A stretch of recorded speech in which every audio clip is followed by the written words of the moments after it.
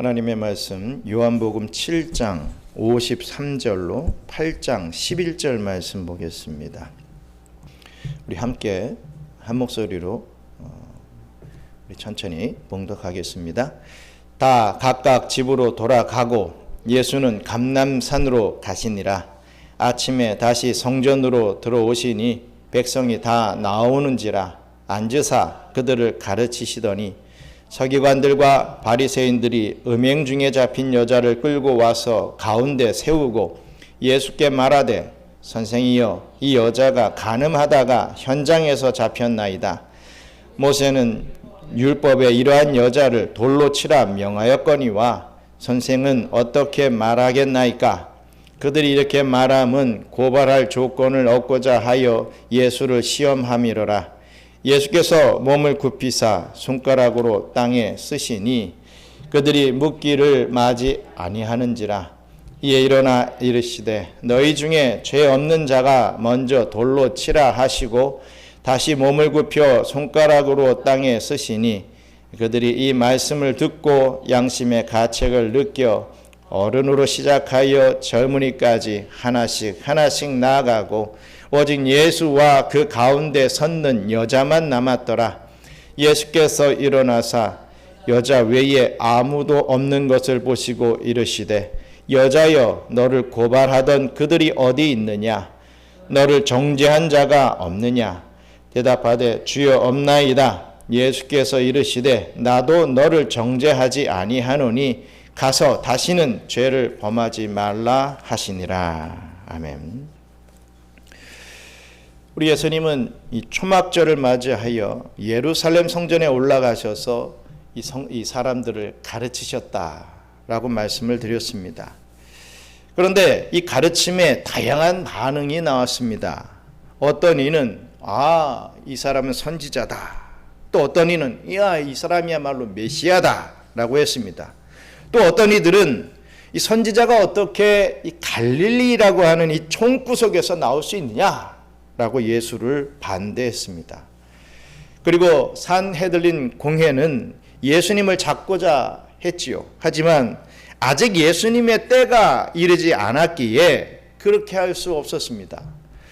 이런 여러 가지 반응이 소개된 뒤 오늘 본문의 이야기가 이어지고 있습니다. 사실 오늘 본문은 요한복음 이 7장과 8장에 이어지는 이 초막절 강화 이 사이에 들어간 이 삽입된 에피소드라고 할 수 있겠습니다. 즉 시간적으로 이 7장에서 이어지는 이야기가 아니라는 거죠. 왜냐하면 7장에서 이어지는 초막절 강화가 8장 12절부터 또다시 이어지기 때문에 그렇습니다. 또 고대 성경 사본에는 이 7장 53절로 8장 11절까지의 이 오늘의 본문, 이 말씀이 들어가 있지 않기도 합니다. 그래서 우리 성경에도 잘 보시면 오늘 이 지문에도 보시면 7장 53절로 8장 12절까지 이 대괄호로 딱 묶여져 있는 것을 보게 됩니다. 그러나 이것은 이렇게 한 것은 요한복음에 대한 이해가 좀 부족해서 그렇습니다. 이 요한복음은 잘 아시다시피 시간 순서에 따라 기록된 연대기적 기록이 아닙니다. 요한복음은 사도 요한이 제시하고자 하는 이 그리스도에 대한 테마, 이 주제를 드러내기 위해서 예수님의 이야기를 시간과는 관계없이 상관없이 이렇게 서술하고 있는 책이기도 하죠. 이것이 바로 요한복음이 시간의 순서대로 기록된 이 마태복음, 마가복음, 이 누가복음과 다른 점입니다. 그러므로 오늘 본문도 이 초막절 강화에서 보여준 이 바리새인들과 이 서기관들의 관념과 우리 예수님의 관념이 어떻게 다른지를 보여주는 그러한 맥락 속에서 이 말씀을 이해해야 할 것입니다. 오늘 본문은 우리가 잘 아는 이 간음한 여인에 대한 이야기죠. 오늘 본문이 가르쳐주고 있는 이 진리의 내용이 과연 무엇인지 한번 자세히 살펴보기를 원합니다. 먼저 우리 요한복음 7장 53절로 8장 3절 말씀 한번 다시 읽겠습니다. 다 각각 집으로 돌아가고 예수는 감람산으로 가시니라. 아침에 다시 성전으로 들어오시니 백성이 다 나오는지라 앉으사 그들을 가르치시더니 서기관들과 바리새인들이 음행 중에 잡힌 여자를 끌고 와서 가운데 세우고. 아멘. 먼저 율법은 하나님의 공의를 드러내고 심판을 선언합니다. 율법이라고 하는 것은 하나님의 공의를 드러내는 역할을 하며 또 심판을 선언하는 그런 이 역할을 하는 것이죠. 본문 말씀 보시면 앞에서도 말씀을 드렸다시피 오늘 본문은 시간적으로 7장에서 이어지는 그런 내용이 아니라 이 테마, 이 주제적으로 7장에서 이어지는 본문의 내용입니다. 따라서 다 각각 집으로 돌아가고 예수는 감람산으로 가셨다라고 하는 말씀은 초막절이 아닌 다른 어느 때를 얘기하는 거죠. 그래서 예수님께서 성전에서 이 가르치시고 이 사람들은 또 집으로 가고 예수님은 감람산에서 밤을 보내신 것을 알려주고 있는 그런 내용인 것입니다. 아무튼 다음 날도 우리 예수님은 성전에 들어오셔서 이렇게 많은 사람들에게 가르침을 베풀어 주셨습니다. 그때 서기관들과 바리새인들이 음행 중에 잡힌 여자를 음행하다가 딱 잡힌 그 여자를 예수님 앞으로 끌고 나왔습니다. 당시 서기관들은 유대 사회의 공직자였습니다. 서기관들은 나라에서 임명되어서 공적으로 구약 성경을 필사하는 역할을 감당했지요. 또 왕궁의 중요한 기록을 하는 그런 역할도 했습니다.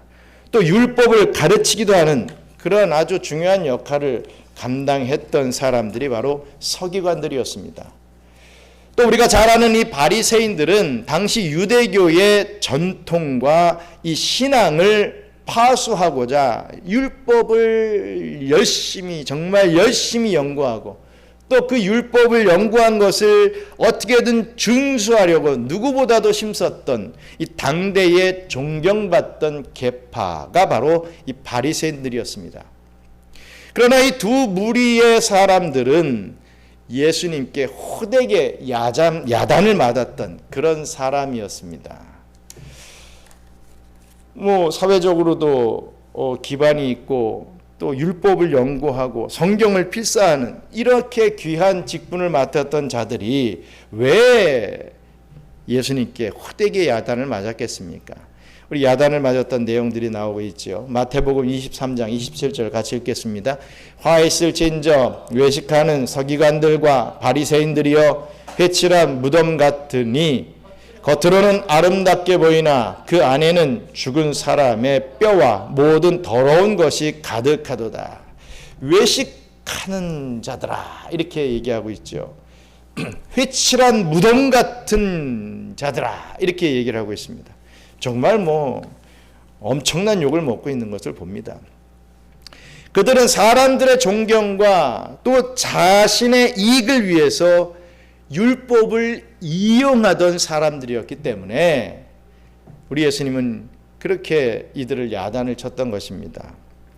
평소 존경받고 또 인정받았던 이 서기관들과 바리새인들에게 이 외식을 꼬집는 이 예수님은 그들에게 있어서 완전히 공공의 적이 되어버렸던 것입니다.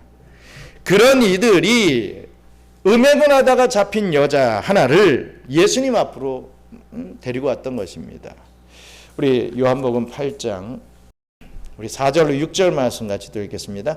예수께 말하되 선생이여 이 여자가 간음하다가 현장에서 잡혔나이다.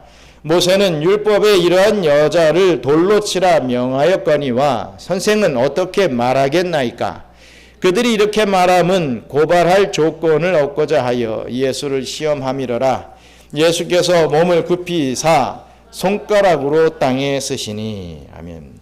서기관들과 이 바리새인들이 데리고 온 이 여인은 간음을 하다가 현장에서 딱 잡힌 여인이라고 말씀을 드렸습니다. 여러분이 간음이라고 하는 것은 우리가 잘 아는 대로 이 10계명 중 7계명을 위반한 그러한 죄였습니다. 출애굽기 20장 14절에 간음하지 말라 분명히 말씀을 하고 있지요. 하나님은 우리들에게 남녀 간의 사랑을 통해서 그리스도와 교회의 사랑을 가르쳐 주시기를 원하셨습니다. 그런데 배우자 외에 다른 사랑을 찾는다라고 하는 것은 하나님 외에 다른 신을 찾는 것과 같은 그런 이 성격의 죄가 되는 것이었죠. 그래서 성경은 성적 타락을 이 우상숭배라고까지 표현을 합니다. 또 보통 우상숭배를 하면 성적 타락이 될 수밖에 없는 그런 부분들로 다분히 있죠. 고린도 교회가 성적으로 타락하게 되었을 때 그 죄를 지적하는 바울의 말씀이 있습니다. 우리 고린도전서 6장 9절 함께 읽겠습니다.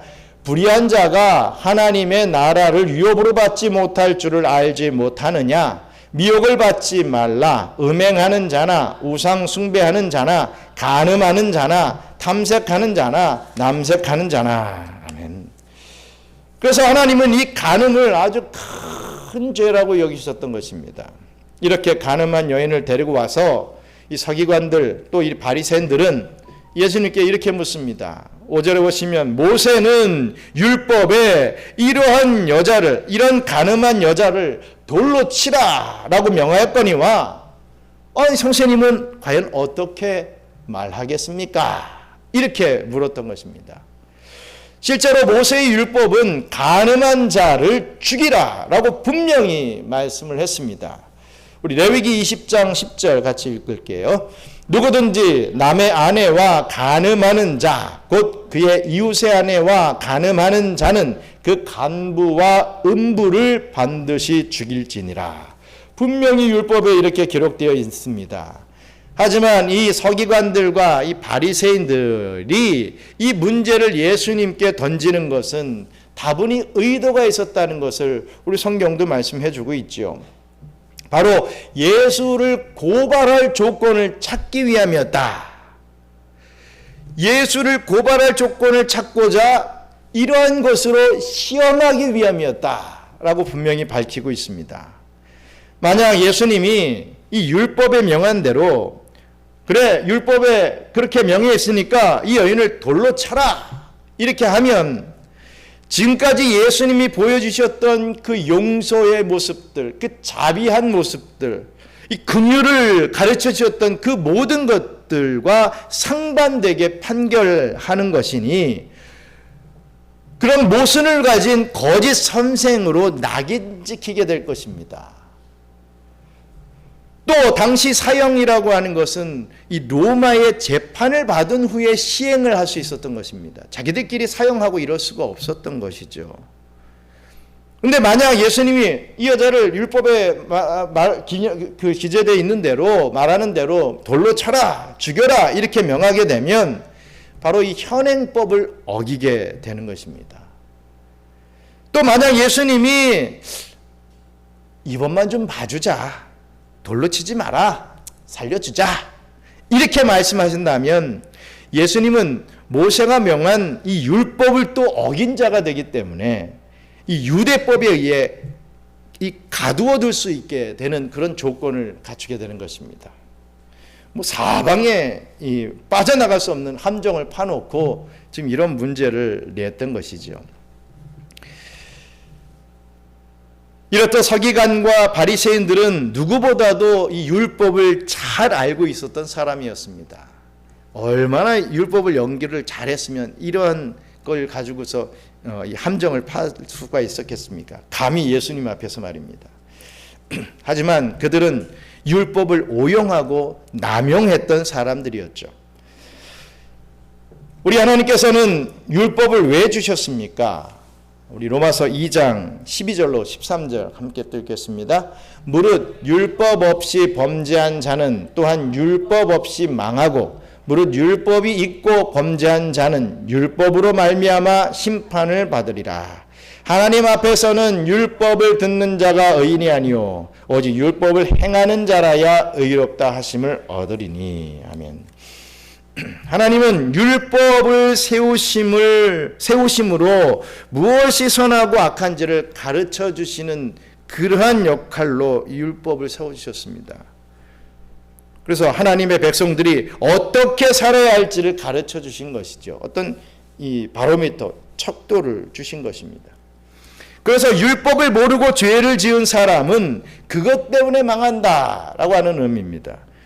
또 반대로 율법을 잘 알고도 범죄한 사람은 바로 그 죄로 말미암아 심판받게 된다라고 지금 말씀하고 있는 것이죠. 법이 없다면 이 세상은 여러분 엉망이 되어버릴 것입니다. 그래서 선하신 하나님은 우리에게 이렇게 율법을 주신 것입니다. 하나님은 하나님의 백성들이 이 율법에 순종하고 지켜 행한다면 가장 질서 있고 또 행복하게 살 수 있도록 그렇게 만들어 주시기 위해서 율법을 주신 것입니다. 그래서 이 성경은요, 율법은 선한 것이다 라고 분명하게 알려주고 있죠. 우리 로마서 7장 12절 같이 보겠습니다. 이러보건대 율법은 거룩하고 계명도 거룩하고 의로우며 선하도다. 아멘. 분명히 말합니다. 율법은 거룩하고 계명도 거룩하고 의롭고 선하다. 분명히 밝히고 있지 않습니까? 우리 예수님도 이 율법에 대해서 또 이렇게 말씀을 하셨습니다. 우리 마태복음 5장 17절 또 읽겠습니다. 내가 율법이나 선지자를 폐하러 온 줄로 생각하지 말라. 폐하러 온 것이 아니요 완전하게 하려 함이라. 율법을 폐하러 오신 것이 아니라 완전하게 하기 위함이다 라고 분명히 말씀하고 계시죠. 이 율법은 선한 것이기 때문에, 절대로 악한 것이 아니기 때문에 이 율법에 반하는 것 혹은 율법을 모르는 것은 곧 악이 됩니다. 몰랐다고 해서 뭐 죄가 취소되는 것 아니죠. 물론 간혹 우리 이제 이 필리핀에서 차를 타고 가다가 경찰이 딱 잡죠. 우선순위를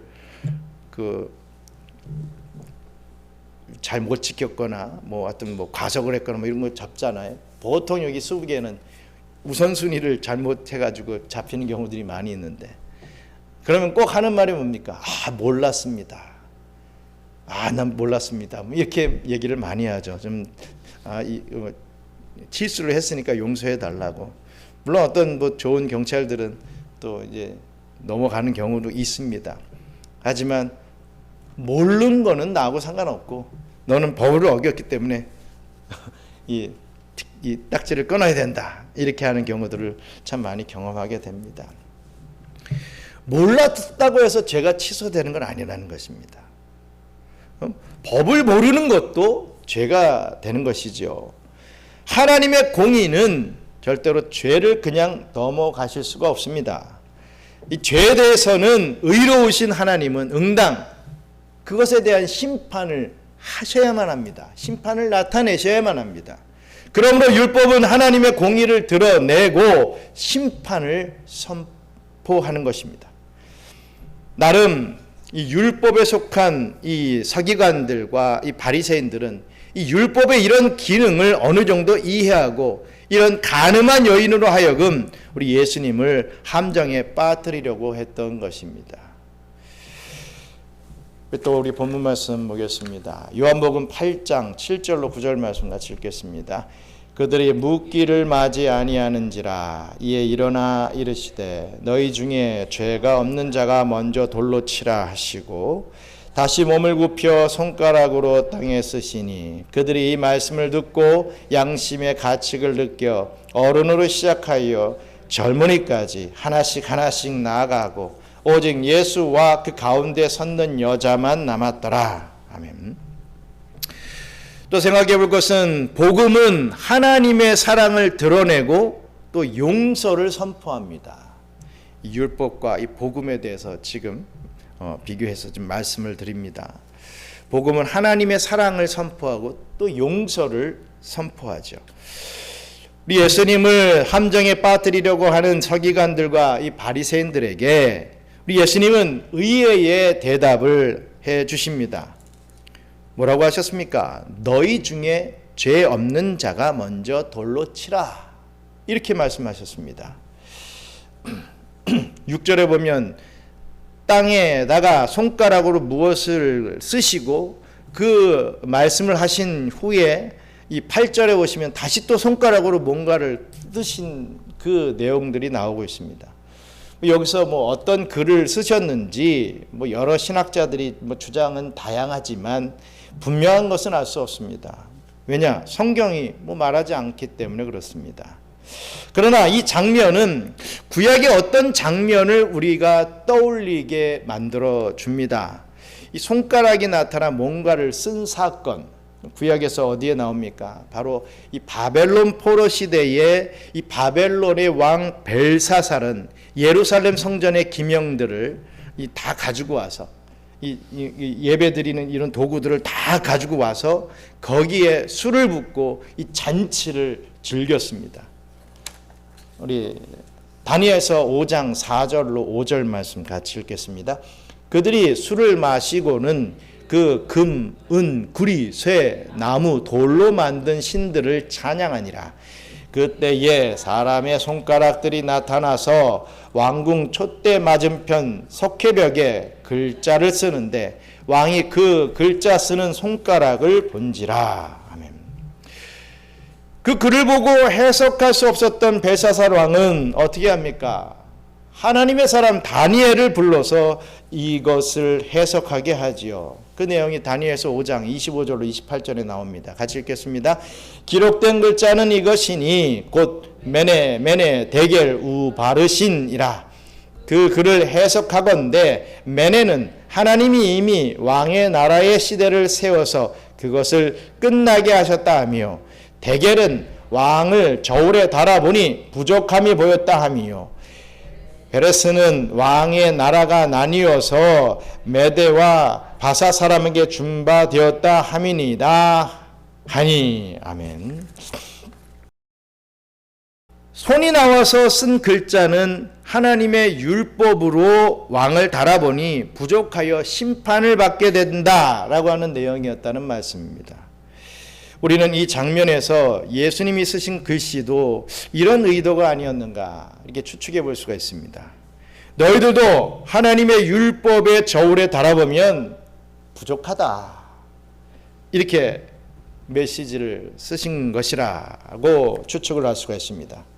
그러면서 너희 중에 죄 없는 자가 먼저 돌로 치라, 이렇게 말씀한 것은 너희도 다른 사람들에게 들키지 않아서 그렇지 얼마나 많은 죄를 졌느냐, 음욕과 간음의 이 경험이 있지 않느냐, 마음으로 졌던 죄들, 또 실제로 졌는데 들키지 않은 그런 간음과 음욕의 죄들, 그런 경험들이 있지 않느냐. 너희 중에 먼저 만약 그러한 죄가 없는 사람이 있다면 먼저 돌로 치라 이겁니다. 한 번도 간음을 저질러 보지 않았다면 그런 사람이 이 여인을 먼저 돌로 쳐라, 이렇게 말씀을 하신 것이죠. 이 말을 듣고 어른부터 청년에 이르기까지, 젊은이에 이르기까지 하나씩 자리를 떠나게 되었고, 우리 예수님과 이 간음한 여인만 덜렁 남게 되었다라고 성경은 말합니다. 우리 예수님은 이 남아있는 이 간음한 여인에게 이렇게 말씀을 하십니다. 요한복음 8장 10절로 11절 읽겠습니다.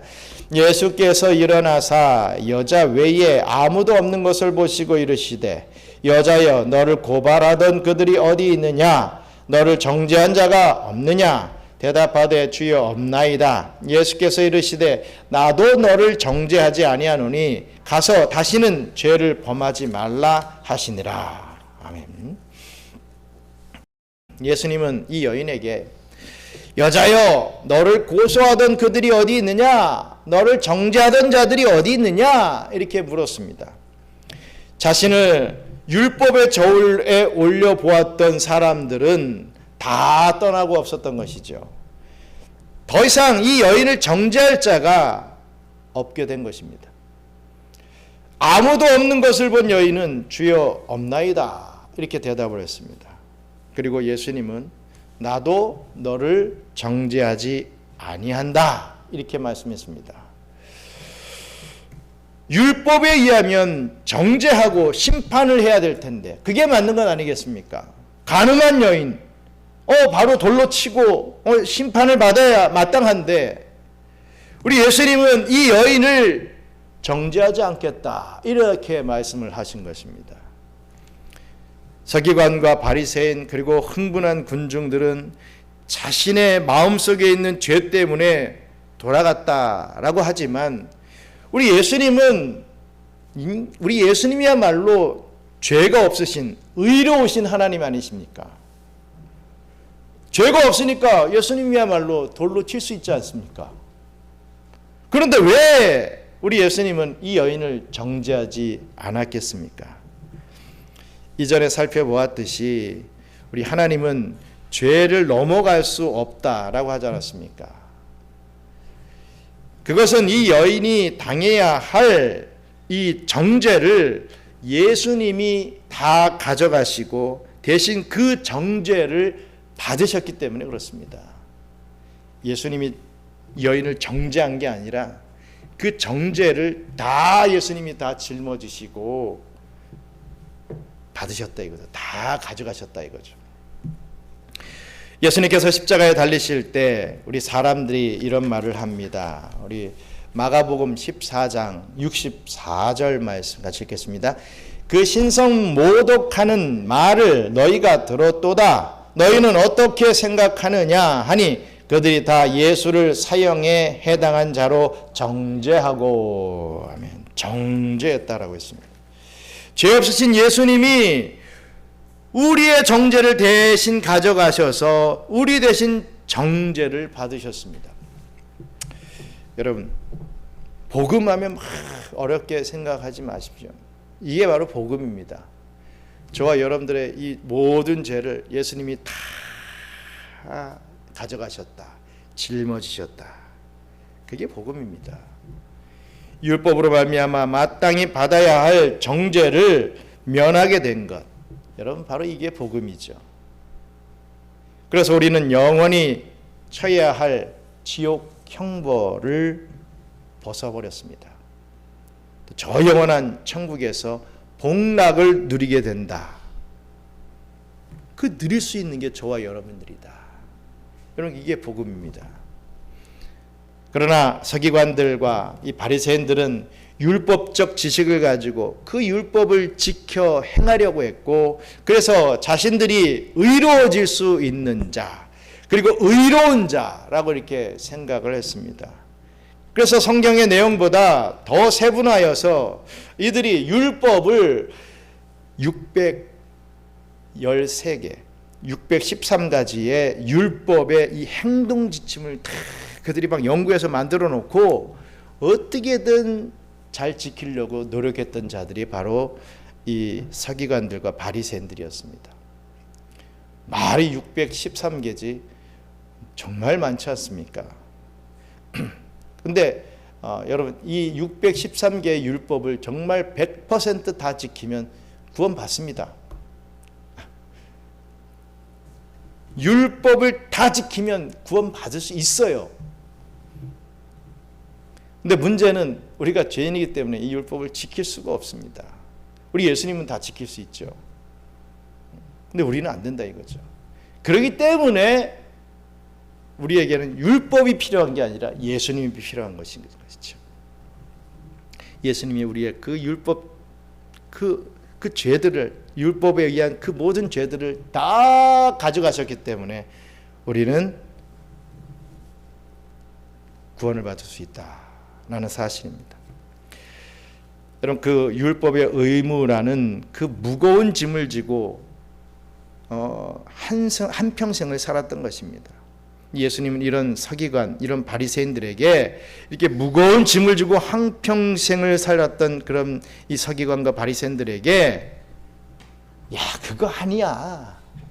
너희들이 생각하고 너희들이 믿고 너희들이 행하는 그거 아니야 라고 말씀하시면서 행동화되어 나타난 그 죄만 죄가 아니라 악한 생각을 마음에 품기만 해도 다 죄다라는 것까지도 가르쳐 주셨던 것입니다. 우리 마태복음 5장 28절 읽겠습니다. 나는 너희에게 이르노니 음욕을 품고 여자를 보는 자마다 마음에 이미 간음하였느니라. 음욕을 품고 여자를 보는 것, 그것도 간음의 죄다, 이렇게 말씀해 주고 계시죠. 죄를 짓고 싶어도 율법 때문에 꾹 참고 있는 것은 율법을 잘 지키는 것이라고 생각하고 있었는데, 우리 예수님은 그 마음속의 그 욕망까지도, 행동은 하지 않았지만 그런 생각을 품는 그것까지도 율법의 정신을 어기는 죄다라는 것을 이렇게 가르쳐 주신 것입니다. 사도 바울은 또 이렇게 말씀해 주고 있습니다. 로마서 7장 7절 같이 있습니다. 그런즉 우리가 무슨 말을 하리요? 율법이 죄냐? 그럴 수 없느니라. 율법으로 말미암지 않고는 내가 죄를 알지 못하였으니 곧 율법이 탐내지 말라 하지 아니하였더라면 내가 탐심을 알지 못하였느니라. 아멘. 율법이 있기 때문에 죄가 죄인지를 아는 것이죠.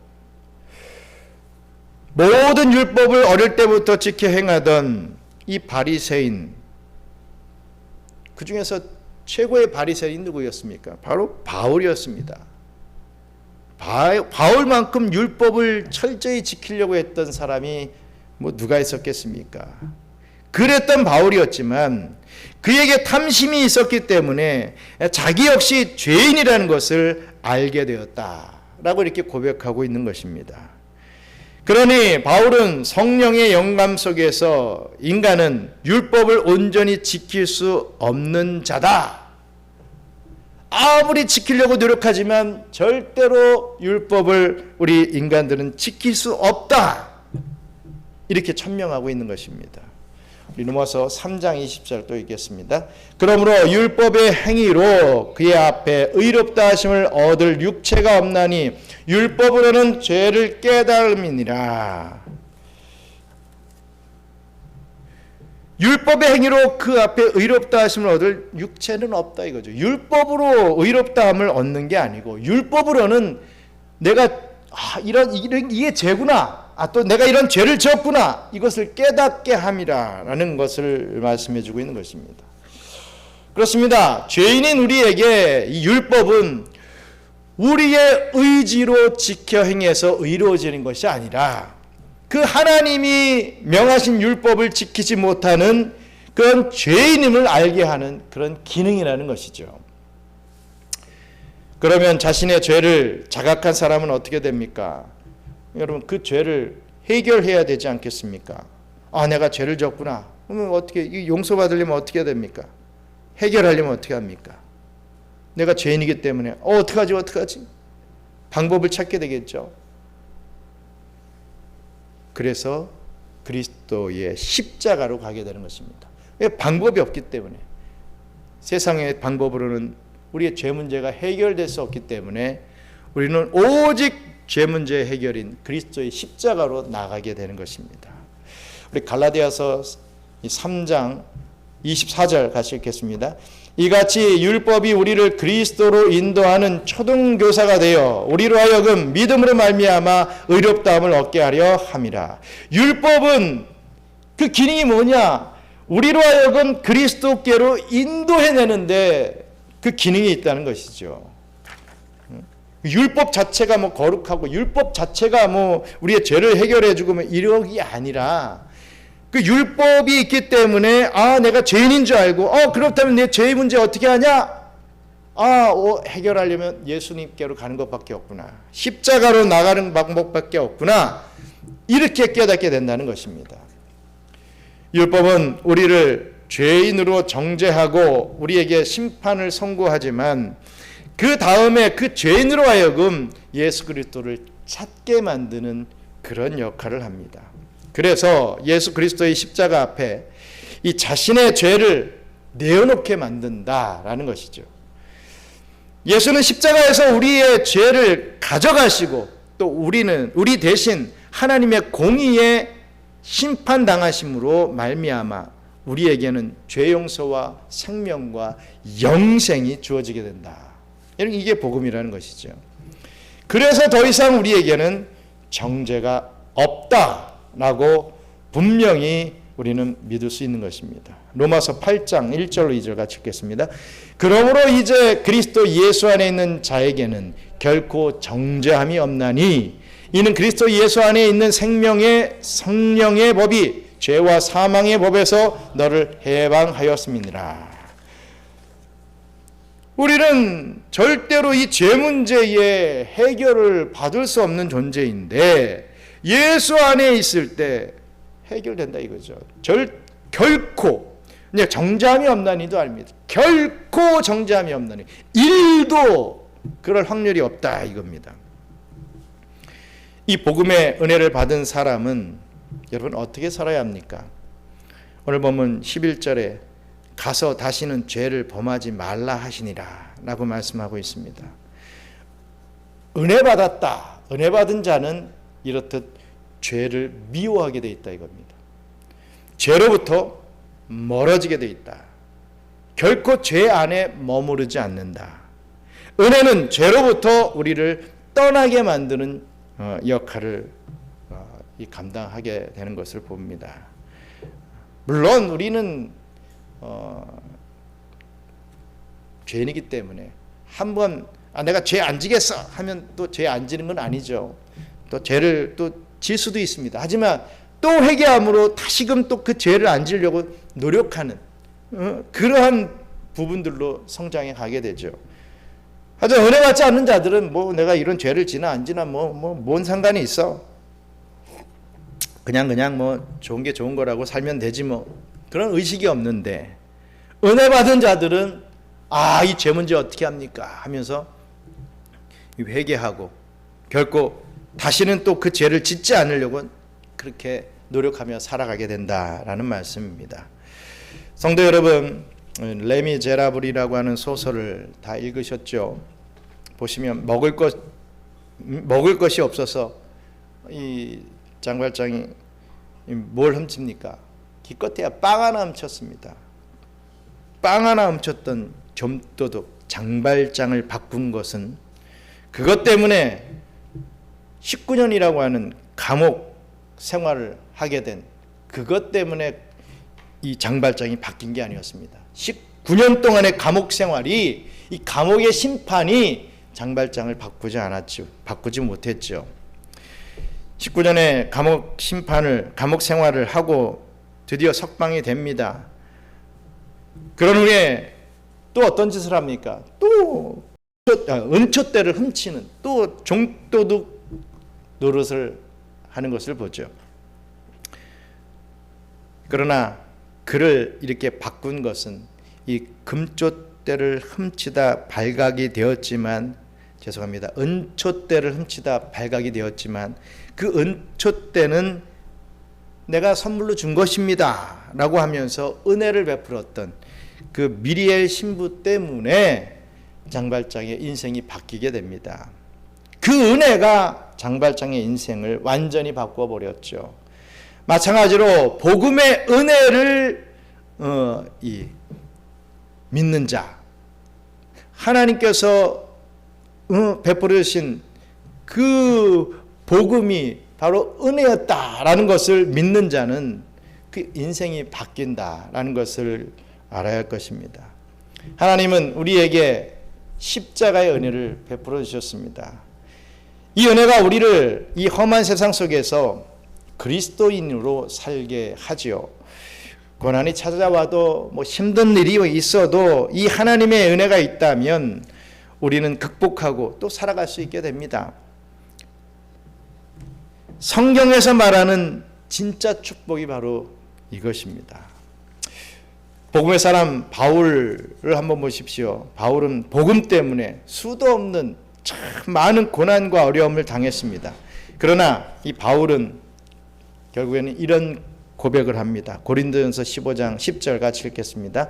그러나 내가 나된 것은 하나님의 은혜로 된 것이니 내게 주신 그의 은혜가 헛되지 아니하여 내가 모든 사도보다 더 많이 수고하였으나 내가 한 것이 아니요 오직 나와 함께 하신 하나님의 은혜로다. 아멘. 우리 경양 선교교회 모든 성도들에게도 우리 주 예수 그리스도께서 주시는 이 복음의 은혜로 우리 풍성한 은혜의 삶을 살아갈 수 있기를 간절히 바랍니다. 오늘 하루도 앞으로 계속해서 우리 살날을 허락해 주시는 우리 하나님께서 또 이런 시간들을 베풀어 주시는데 우리 모든 삶이 그러한 주의 은혜로 점철될 수 있는 그런 삶이 되시기를 주님의 이름으로 축원합니다. 우리 기도하고 주기도문을 마치겠습니다. 그렇습니다. 우리된 것은 나된 것은 다 하나님의 은혜였다라는 그 고백밖에 없습니다. 우리는 그런 고백을 올려드려야 할 것입니다. 뭐 조금만 어려움 생기면 또 불평불만하고 하나님을 원망하고 또 하나님의 사역자들을 또 원망하고 막 이런 참 이런 이 악의 이 뭡니까 이 그런 심령들이 계속 이어지지 말고 정말 하나님의 은혜로 우리가 좀 변화받아서 주의 은혜를 사모하며 또 그 은혜를 좀 나누는 그런 삶을 살아가야 되지 않겠습니까? 주님 여기까지 오게 하신 하나님 감사합니다. 앞으로 더욱더 우리를 이끌어 주셔서 이 종말의 때 주님 오시는 그날까지 최선을 다하여 주의 은혜 붙잡고 승리하는 삶 살 수 있게 해달라고 우리 함께 기도하겠습니다. 감사합니다. 하나님, 저희들 이 땅에서 살면서 참으로 하나님의 은혜를 잊고 살 때가 너무나도 많이 있습니다. 정말 우리에게 엄청난 복음을 주셨는데 예수 십자가의 그 은혜에 그 복음을 허락하여 주셨는데 그것은 대수롭게 여기면서 이 지상에서 살면서 우리에게 또 해결되어야 될 문제들, 나의 어떤 경제적인 문제, 또 우리 질병의 문제들, 또 우리 다른 어떤 나의 어떤 유익의 문제가 해결될 때 우리 은혜 받았다, 축복 받았다 이러고 있지는 않은지 다시 한번 우리 자신을 되돌아보기를 원합니다. 정말 주님의 허락해 주신 그 말씀에 은혜 받아서 내가 살아가고 있는지 아니면 다른 것을 추구하고 있는지 다시 한번 자기 자신을 되돌아보면서 정말 주 안에서 은혜를 체험하고 또 그 은혜를 나누며 살아갈 수 있는 우리 경양의 모든 성도들 다 될 수 있도록 축복하여 주시옵소서. 감사합니다. 하나님, 저희들에게 이런 복음을 허락해 주시고 그 복음을 믿고 이렇게 구원의 은혜를 받게 된 것 참 감사합니다. 아버지 하나님, 우리에게 참 없는 게 많다라고 우리가 생각하며 살아갈 때가 참 많이 있는데 우리에게 너무나 많은 이 은혜와 축복이 베풀어졌다라는 것을 발견할 수 있는 영안을 허락해 주시고 정말 우리에게 베풀어 주신 그 은혜와 축복을 또 나누며 증폭시켜 나갈 수 있는 저희들 되게 하여 주시옵소서. 3일을 또 살았습니다. 앞으로 또 주일을 준비하며 살아가야 될 이 시간들을 주님께서 축복해 주시고 나 아닌 다른 사람들에게 이 구원의 복음을 증거할 수 있는 그런 저희들 될 수 있도록 역사하여 주시옵소서. 우리의 기도의 모든 제목들을 또한 주님께서 들어주시고 또 응답하여 주시옵소서. 감사를 드리며 모든 말씀 예수님 이름으로 기도드리옵나이다. 아멘. 주기도문 하겠습니다. 하늘에 계신 우리 아버지여, 이름이 거룩히 여김을 받으시오며 나라가 임하시오며 뜻이 하늘에서 이룬 것 같이 땅에서도 이루어지이다. 오늘 우리에게 일용할 양식을 주시옵고 우리가 우리에게 죄 지은 자를 사하여 준 것 같이 우리 죄를 사하여 주시옵고 우리를 시험에 들게 하지 마시옵고 다만 악에서 구하옵소서. 나라와 권세와 영광이 아버지께 영원히 있사옵나이다. 아멘.